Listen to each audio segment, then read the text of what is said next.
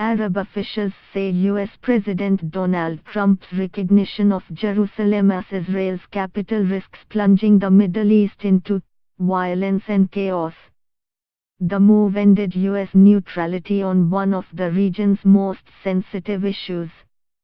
Arab League foreign ministers now say it means the U.S. cannot be relied upon as a broker of Middle East peace.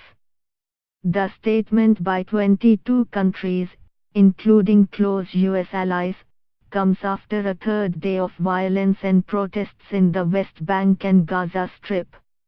Israel has always regarded Jerusalem as its capital, while the Palestinians claim East Jerusalem occupied by Israel in the 1967 war as the capital of a future Palestinian state.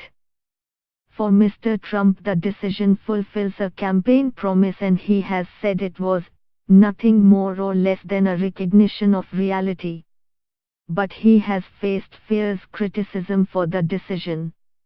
The Arab League resolution was agreed at 3:00, 1:00 GMT, after hours of talks in Cairo.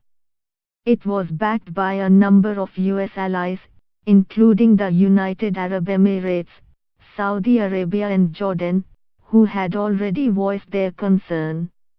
The resolution said, the U.S. had withdrawn itself as a sponsor and broker of any possible Israeli-Palestinian peace process through its decision. Mr. Trump's move deepens tension, ignites anger and threatens to plunge region into more violence and chaos. A request would be made for the UN Security Council to condemn the move. At an emergency meeting of the UN Security Council on Friday, the US found itself isolated, with the other 14 members all condemning Mr. Trump's declaration.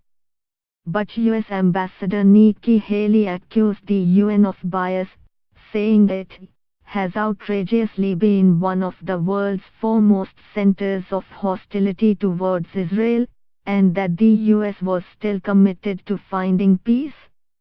On Saturday, Israel's Prime Minister Benjamin Netanyahu said he had heard voices of condemnation over President Trump's historic announcement, but had not heard any condemnation for the rocket firing against Israel that has come and the full incitement against us. 3 rockets were fired towards Israel from Gaza on Friday, leading Israel to carry out air strikes in response. It said it hit military sites belonging to the Islamist group Hamas, killing 2 of its members. Hundreds protested in the West Bank and Gaza on Saturday, but crowds were smaller than in previous days. In northern Israel, a bus was pelted with rocks as it passed through mostly Arab communities, with 3 Israelis injured, Haaretz reported.